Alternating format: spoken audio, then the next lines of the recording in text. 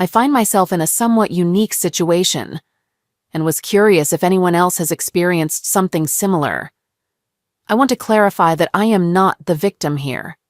The victims in this situation are my husband, my children, and my parents, who are bearing the weight of my past mistakes, for which I am genuinely remorseful. To be direct, 19 months ago, I was discovered to be having an affair with a married neighbor and a father of 3. I'm a 32-year-old woman. My husband is 39, and the neighbor in question, whom I'll call Steve for privacy, was 27 at the time. This affair started a little over 2 years ago. Although the affair continued for nearly 5 months before being uncovered, I was physically with Steve only 4 times in total. I understand that readers here may have doubts, but I swear this is the truth. Now, I'll address the questions about my marriage that I'm sure many of you have. Were we experiencing marital problems? Did I not love my husband? Was I unhappy? The answer to all of these is a resounding no. I was genuinely happy and content in my marriage, and I love my husband and our 2 sons, ages 9 and 11, more than anything in the world. I felt emotionally, mentally, and physically fulfilled by John. He was everything I had ever dreamed of and more. My misplaced attraction to Steve stemmed from a deep place within me, reminiscent of my first romantic encounter when I was 18. It was an intense attraction, much like my first experience. During high school, I casually dated 4 boys, but nothing serious beyond a quick goodnight kiss. In fact, I considered all those guys as friends, since we had all grown up together. Then, one day, I was invited to a barbecue hosted by my friend's parents. It was there that I met Charles, who happened to be my friend's cousin. From the moment I laid eyes on him, I was captivated. At that time, he was 20, and I was 18. Our connection was immediate, and there was an inexplicable attraction that drew me to him like a magnet to metal. We began talking at the barbecue, and when he had to leave for work, we exchanged phone numbers. The following day, on Sunday, we met for ice cream in the evening and took a stroll. We talked for hours, completely engrossed in each other's company, and we spontaneously began kissing. He invited me to his apartment, and there, I had my first experience. It was magical, exceeding all my expectations.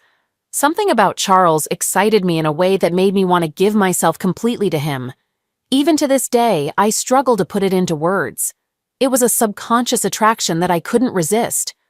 Apart from the physical aspect, we had absolutely no common ground. In reality, we were quite incompatible. I ended my relationship with Charles 11 months later when the initial passion dwindled. A year after that, I met my current husband, John. While the sparks didn't ignite as quickly as they did with Charles, over time, I developed a deep love for John that surpassed anything I had ever experienced. He ticked all the boxes for me, and I knew he was the one. We got married a year later, and our marriage brought 13 years of happiness until I ruined it. We were blessed with 2 wonderful boys who resemble their dad and inherit his fantastic personality. I've shared these details because they relate to why I got involved in an affair with Steve. Steve and his wife, let's call her Erica, moved into our neighborhood.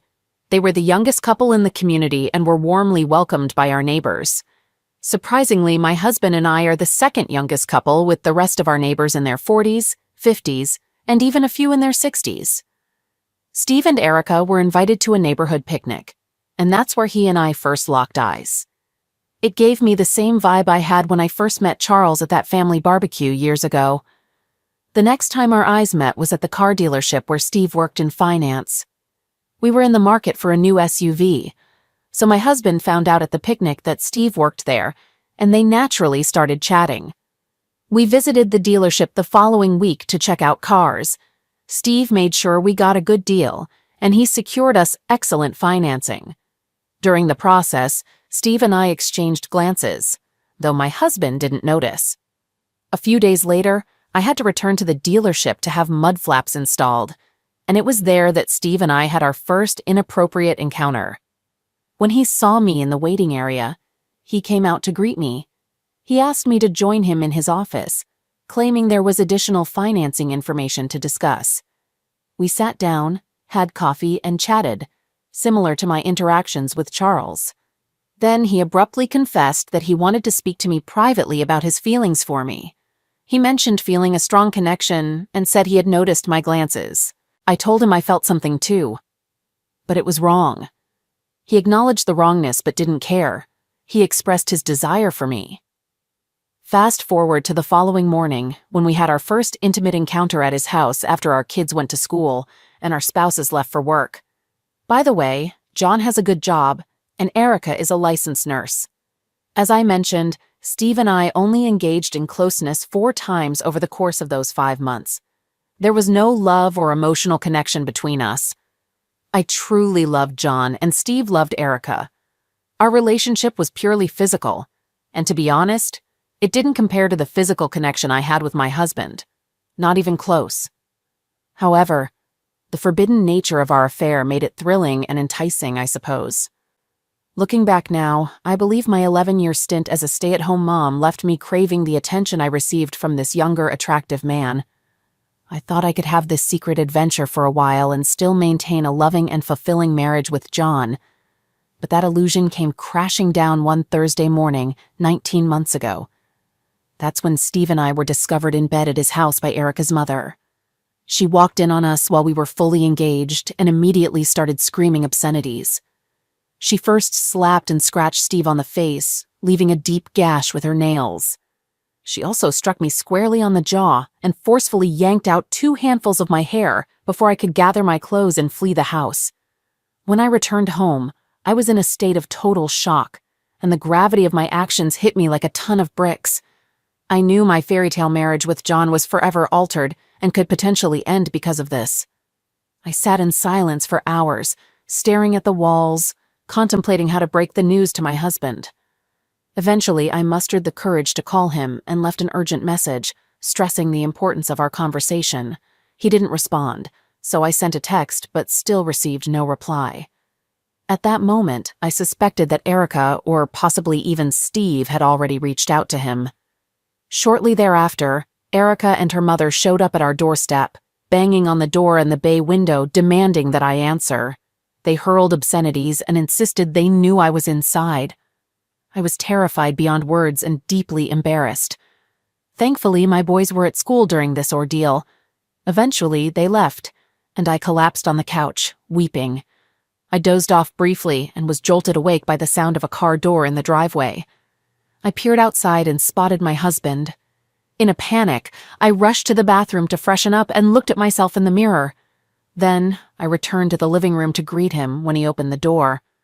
However, instead of entering, I saw him through the window as he walked down the street towards Steve and Erica's house. I watched him go and saw that he remained there for nearly 3 hours before returning home. When he returned home, I approached him for a hug, but he pushed me away. I began to apologize, but he made it clear that he didn't accept my apology and insisted that I leave immediately. I collapsed to the floor, crying and begging, expressing my reluctance to go, but he remained firm. He then phoned my mother, informed her about my actions, and asked her to come over and pick me up. My mom arrived and, after apologizing to Steve, persuaded me to return to her house for the night. She helped me pack some clothes and I left, tearfully inquiring about what John would tell the kids. John assured me that he would handle it, and with a heavy heart and a sense of shame, I departed. That night I called John, and to my surprise, he answered. However, his response was brief, and he simply greeted me before falling silent. I identified myself and profusely apologized, vowing never to repeat such a mistake. I also expressed my commitment to spend the rest of my life making amends. John remained silent and eventually asked if I had anything more to say. I replied negatively and asked about his feelings. He responded with, "You know what I'm feeling," and I burst into tears. He then conveyed his desire for me to stay at my parents' house for a couple of weeks before returning home. Reluctantly, I agreed, but inquired about when I could see him and the boys again. He admitted that he didn't want to see me at the moment, but consented to a brief phone call with me every evening at 9 p.m. Our first call ended with me saying, "I love you," and John hanging up without a response. Our subsequent calls followed a similar pattern. I offered apologies and John remained silent until I finished speaking. Then he dropped a bombshell. He wanted a divorce. Hearing this, I felt crushed and pleaded with him for another chance. He declined my plea and mentioned that he knew he'd have to split his hard-earned assets in a divorce. Strangely, in the next breath, he offered to give me everything he owned if I would simply disappear and leave him and the boys alone. I broke down and told him he didn't mean it, but he insisted that he did. Our call ended, and I spent the entire night in tears. That's when I began devising a plan to propose a post-nuptial agreement that would be so favorable to him that he couldn't refuse it. All I wanted was a second chance to prove my love to him, regardless of the cost. In the following week, while John was meeting with his divorce attorney, I too consulted a divorce attorney. However, my purpose wasn't to prepare for divorce. It was to craft a post-nuptial agreement to propose to John before I received the divorce papers. I consulted with 4 different attorneys before finding one who specialized in post-nuptial agreements and was willing to create a one-sided agreement. By one-sided, I mean an agreement where my husband would receive most of the benefits in exchange for staying married to me for a specified duration, giving me a second chance at love. Unfortunately, John's attorney managed to complete the divorce papers in just 11 days, and I was served at my parents' house. 2 days later, I had John served with the proposed postnuptial agreement. We had a conversation that night after he reviewed the proposal. He seemed somewhat surprised by what I had offered, and for the first time, I sensed the caring person I once knew emerging, not the cold and robotic man he had been for the past 2 weeks. From both a financial and personal perspective, the agreement is highly advantageous for John and offers me an opportunity to prove my worth to him. I won't delve into the specific details of the post-nuptial agreement, but I can confirm that it grants John the majority of our marital assets if we remain married and living together for at least 30 months. Furthermore, if I were to be unfaithful again and we ended up divorcing, I would forfeit any claims to our marital assets, receiving nothing, and waive any entitlement to alimony and child support payments. The agreement also stipulates that I must secure a full-time job within the next 6 months and contribute appropriately to our household expenses. Lastly, my husband is allowed to see other women if he chooses to do so during the remainder of our marriage. I know John would never be unfaithful. It's not in his character. However, I wanted to show him that I love him enough to offer him this option. To my surprise and delight, John accepted the offer with one additional condition. He requested that we add a clause stating that there is no obligation for us to engage in any form of marital intimacy or to sleep together for the rest of our marriage. I was initially saddened and reluctant to agree, but eventually acquiesced, believing that over time I would regain his respect, trust, and love. Things haven't unfolded as I had anticipated, which brings me here. We are now 17.5 months into what I refer to as our second marriage, and our relationship is more like that of housemates raising our boys. Don't get me wrong, I'm grateful every day for the second chance I've been given. However, our current situation doesn't quite fit the definition of a traditional marriage. It feels more like 2 divorced individuals cohabiting. Since my affair, John has completely withdrawn any signs of affection from me, not even a simple kiss or hug. There have been times when I've managed to sneak in a hug or kiss before he pushes me away, but it's clear he's uncomfortable with it, so I don't attempt it often. In addition, he insists on monthly at-home STD testing. Furthermore, since the affair, John refuses to be seen with me in public, even at family gatherings. When it's my turn to attend our boys' games, he shows up but avoids sitting with me. Instead, he mingles with other fathers on the sidelines as if I don't exist. The only occasions we go out together are when we travel or go on vacations, which we do frequently.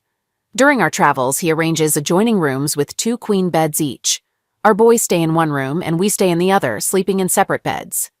I eagerly anticipate these trips because it's when we are physically closest, and I've almost felt a connection with him during these times. I've mentioned this to John and suggested relocating to a new neighborhood, believing it could help us start fresh.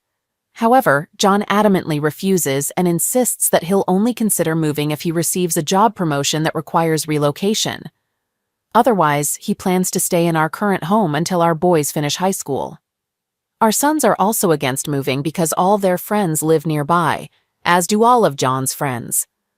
Speaking of friendships, I lost all my neighborhood friendships after the affair. Steve and Erica divorced 8 months after the revelation, but Erica and her children still reside in their home down the street.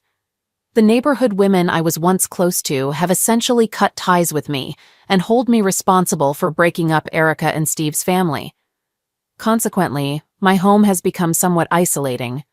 When I'm here, I rarely venture outside and mostly stay indoors or tend to my backyard garden. Meanwhile, my boys continue to enjoy their neighborhood activities, often having friends over, including Erica and Steve's kids. Fortunately, their world hasn't been drastically affected. John follows a similar routine, maintaining close friendships with the neighborhood men. They gather at our house to enjoy cigars and bourbon on the back porch or at one of their homes. John's daily routine usually consists of work, the gym, and returning home. He prepares his own meals and refuses to eat anything I cook, although he did sneak a few cookies I made recently. On weekends, he takes charge of the grill and exclusively eats what he cooks, avoiding my dishes entirely. Having weekday dinners with my boys has become a wonderful bonding experience for us. They prefer to eat shortly after returning from school, so the three of us typically have dinner around 4 p.m. I have everything prepared, and they assist in setting the table, helping with final food preparation, and participating in cleanup after dinner. I truly value this time as it has brought us closer and taught them valuable skills. They even lend a hand in our garden, where we've transformed our backyard with landscaping. To sum it up, some aspects of my life are genuinely positive, while others are undeniably challenging. I suppose this is my way of asking whether you believe it's worth continuing this marriage in its current state, or if I should release John now and provide him the financial benefits as if he had stayed with me. Deep down, I know he's not happy. How could he be? It's evident that he no longer sees me as his wife or lover, only as a co-parent. And we do excel at that role, by the way. I love John deeply, and will carry the heavy burden of what I did to him for the rest of my life. My greatest desire is to return to the loving relationship we once shared, but I doubt he will allow us to reach that point. I'm eager to hear your thoughts on what I should do, and would greatly appreciate any suggestions on how to successfully regain my husband's love and trust after such a blatant betrayal. First update. 7 weeks later, I've returned to provide an update on my situation. Last month, I followed the advice given by several of you and decided to move out of the house temporarily to give our marriage some space. I secured a short-term rental for a nicely furnished apartment nearby, and have been living there since. While I miss being in the same house as my husband and boys, along with my garden, leaving that neighborhood has been a relief. It's filled with so many painful memories and negative vibes, all of which I know are my fault. I'm not trying to excuse what I caused in any way. When I informed John of my decision, he seemed surprised and somewhat saddened, asking many questions.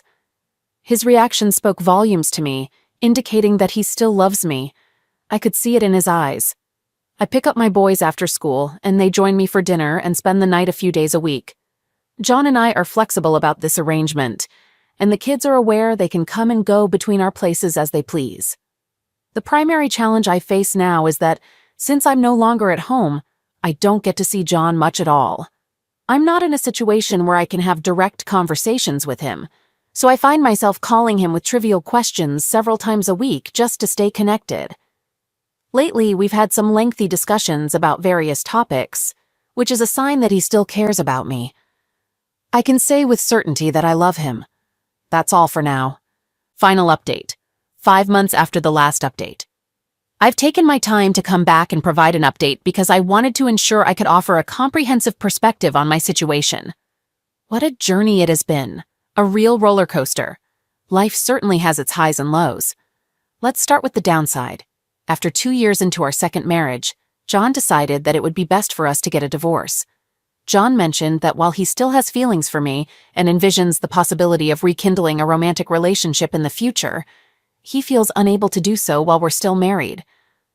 I don't completely understand his reasoning, but he explained that it's a psychological matter. He believes that while we're married, he continues to feel disrespected and betrayed. But after the divorce, he thinks he can let go of those emotions. He likened it to dating again, and even promised that we would celebrate our divorce when it's finalized, possibly spending the night together.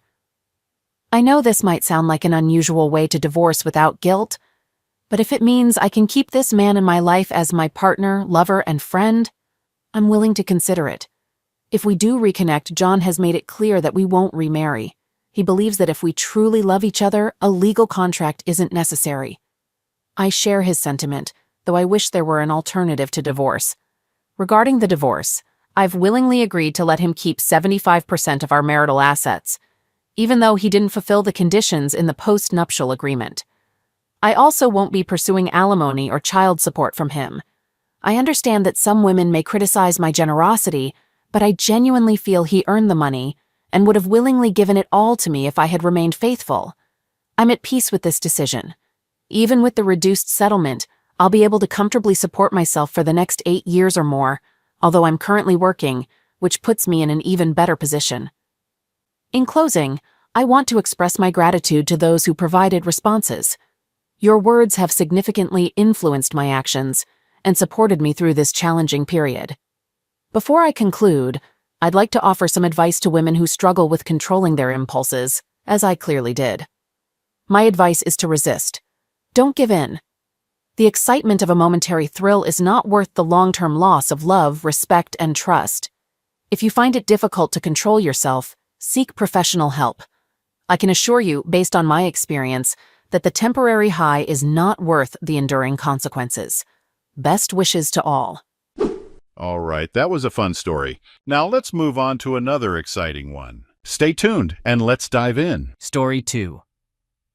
My wife and I celebrated our 15th wedding anniversary. We have 2 children, a 14-year-old daughter and a 12-year-old son. About 18 months ago, my wife approached me with an unusual request for an open marriage. She expressed feeling unfulfilled with just the 2 of us and wanted to explore other possibilities. I mean, feeling bored? Why not take up a new hobby, get a dog, or plan some travels? Opening up your marriage to others isn't a typical solution. Does it seem like she still loves her spouse? Clearly not, and these situations rarely lead to positive outcomes. In such cases, divorce should have been considered. I strongly objected to this idea. I firmly believe that marriage is a commitment between 2 people, as we vowed when we got married. However, it's worth noting that when we tied the knot, I had been in 5 previous relationships, whereas my wife had only been with me. Seriously, do you honestly believe you're her one and only? Don't deceive yourself. She made it crystal clear that if we didn't open the marriage, she was ready to file for divorce. Well, in that case, so be it. It's not happening. Neither of us wanted that outcome, so I reluctantly agreed, but I established certain conditions. We must keep our partners discreet, and our children and family should remain unaware of them. We ensure that all our partners undergo testing beforehand, and we avoid anyone from our shared social circles. I strongly suspected that my wife had someone specific in mind, and my suspicions were confirmed within 24 hours of reaching an agreement. She went out and didn't return until 4 o'clock in the morning. It was evident she had found someone else. It was difficult for me to accept, and I wasn't okay with it, but I hoped to save my marriage. Saving the marriage by allowing her to connect with other men and potentially replace me? That was the plan, man. That's why I took this course of action. In May of last year, I met Amber. Our daughters are both in the same marching band.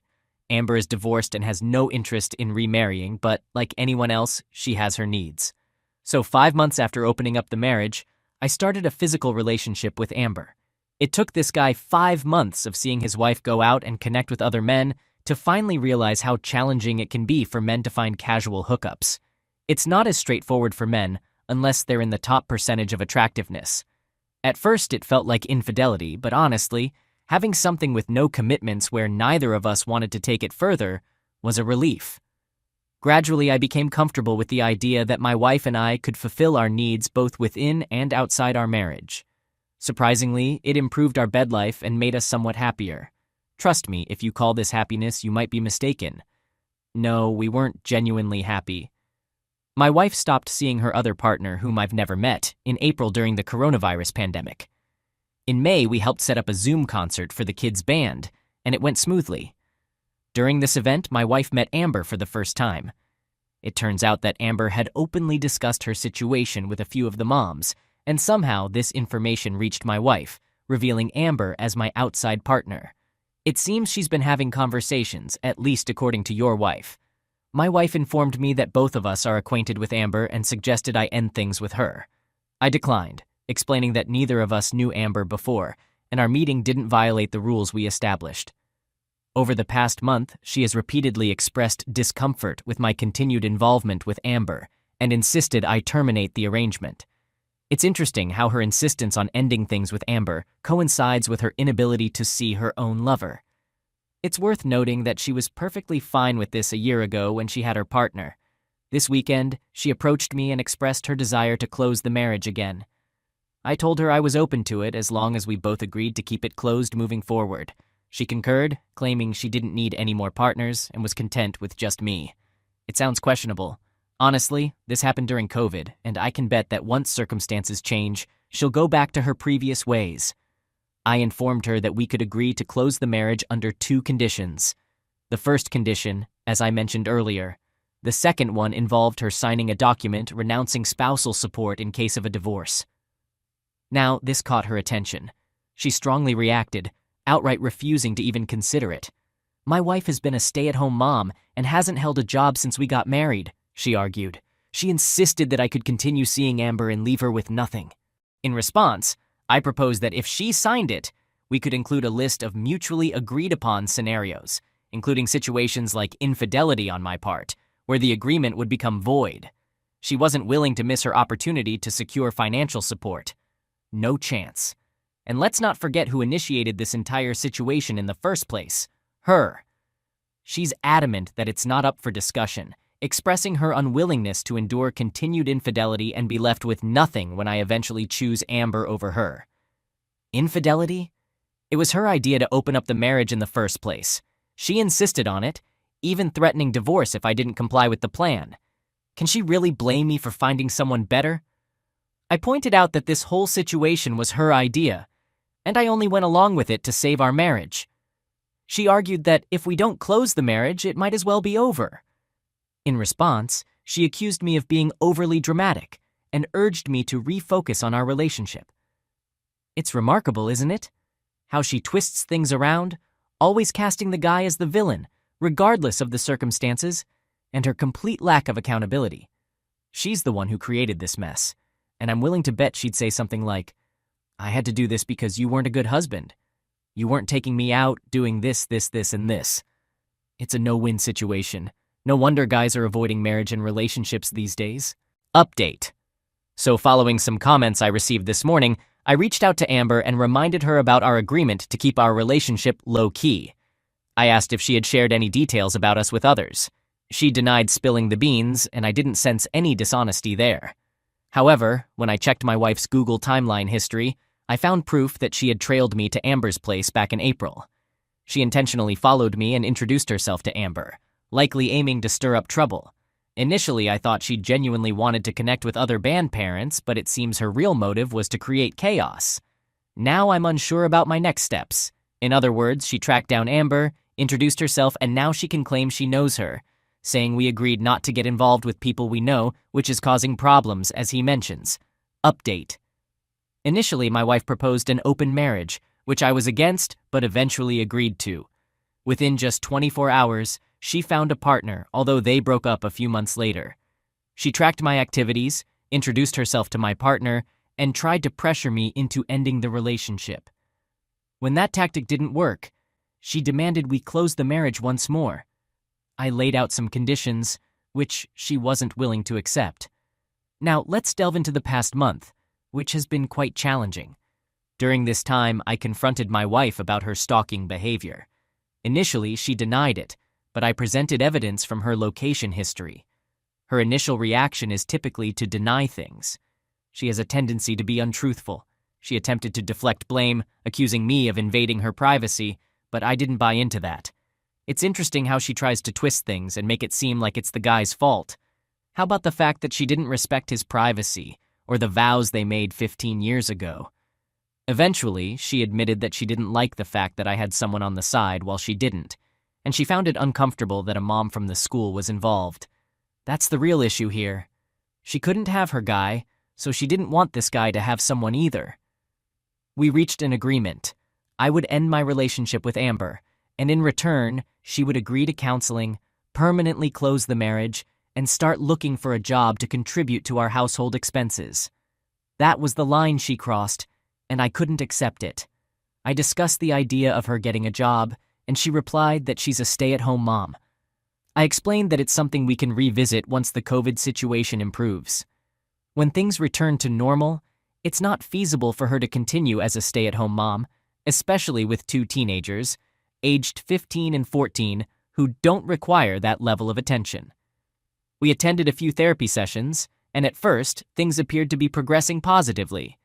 During these sessions, the therapist probed my wife about her reasons for following me, and she also sought my perspective. The therapist delved into why she felt the need to seek relationships outside of our marriage and why she had the address. Essentially, she was addressing the very concerns that had been troubling me.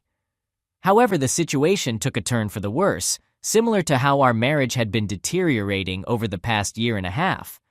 Eventually, my wife admitted that her outside partner was someone from her past, a high school boyfriend. There it was, confirmation that she had rekindled a connection with her ex, someone I suspected she might have had a history with even back in high school. They had broken up before anything had happened between them, but then they had reconnected. This revelation came with the admission that she had regretted not pursuing a more intimate relationship with him during their high school years and now wanted to fulfill that desire. I was furious. I pointed out that if her concern was that my choice of a mom from our kids' school was too close to home, her choice of a married ex-boyfriend was entirely unacceptable. This is where she might attempt to twist the narrative and paint me as the villain. I expressed my anger by telling her I needed space and checked into a hotel to cool off because I didn't want my children to witness me in such a state. I stayed at the hotel for a few days and then decided to return home and address the remaining issues in our marriage. Upon returning home, I noticed that my 14-year-old daughter was unusually distant and indifferent towards me. Her attitude was particularly dismissive. When I asked what might be bothering her, she unleashed her frustration, accusing me of cheating on her mom with another mom figure. This is a classic example of how a person can steer the narrative in a certain direction. She had gone back home and conveyed a skewed version of events to the kids, making it seem like I was the one at fault. I pressed her to reveal the source of this information, and initially she refused to disclose it, claiming it didn't matter. However, she eventually admitted that her mother had informed her that I was staying at my girlfriend's house. After taking a moment to collect my thoughts, I mentally counted to 10, reassured her that it wasn't true, and showed her the hotel receipt on my phone. I explained that her mother and I had a disagreement, and I needed some space to cool off. Eventually, we both managed to calm down. My daughter was quite emotional, shedding many tears, but I reassured her of my love and commitment to her. It's crucial to take care of your children and provide them with reassurance in such situations. I did my best to maintain my composure, even though I was seething with anger inside. It's essential to keep your cool in these circumstances, guys. If you lose your cool, your kids might get upset too. Instead of directly confronting my wife, I turned to Facebook and found the husband of the woman my wife had an affair with. I messaged him, letting him know that his wife had been involved with my wife for a year and a half. I offered to provide any evidence to confirm it. She appreciated the information and had her own suspicions about her husband's actions. Now, we're about to see some drama with this guy's wife. A few hours later, my wife approached me in anger, accusing me of violating the confidentiality of our therapy sessions and ruining this man's life. Honestly, this guy deserved it, and she might secretly be pleased because she probably wanted him anyway. I asked her why she told our daughter I had a girlfriend. She denied it and claimed she only mentioned that I was away for a few days. It's amazing how convincingly she can lie and deny. Clearly, our daughter heard it from her. This incident happened last Thursday, and we haven't communicated since. Even though we had another counseling session scheduled for tomorrow, I'm starting to doubt if it's worth attending. Dude, it's not worth it. I keep catching her in lies, and rebuilding trust seems impossible. I understand that filing for divorce is the right step at this point. It's a tough decision, considering all the challenges I've faced. I can't help but feel like a failure, because I couldn't save my marriage. No, she wouldn't make the marriage work. I know it's where it's headed, but it makes me feel sick every time I think about contacting an attorney. And that wraps up his story. It came to an abrupt halt. I checked for more updates, but there weren't any, so it was obviously done with her. Anyhow, guys, once again, look at all the challenges this man endured before finally arriving at the conclusion he should have reached from the start, a decision all of us would have made immediately. I get that he didn't want to disrupt his family and the kids, but the situation has only gotten worse. The truth about his daughter is out, and I'm sure more will come to light. Why stay in a relationship with someone who doesn't love you, can't be trusted, and consistently portrays everything you say and do as unfair? When you have a legitimate complaint or issue, she labels you as insecure or controlling. Life is too short. By the way, the guy's 37 years old with plenty of life ahead of him. Yes, he might face financial setbacks in the divorce, given that she was a stay-at-home mom for all those years. But you know what? A man can start anew, turn things around, and be fine because her best years are behind her. I'd bet that her ex, with whom she was involved, isn't about to leave his wife. That guy's wife might leave him, but he'll likely pursue her. Her prime is over, but this guy's prime is just beginning. In his 30s, he has time on his side. He needs to learn to be more assertive and not tolerate any nonsense in the future, because he's obviously a guy who values relationships. This once again shows that open marriages don't work, and it's a mistake to accept them. The moment she brings up the idea, it's over because she doesn't love you. No woman who loves her man would want to subject him to this or share him with someone else. They're either already cheating with someone else or have someone else in mind. It's just not a good idea, which is why I cover stories like these quite often.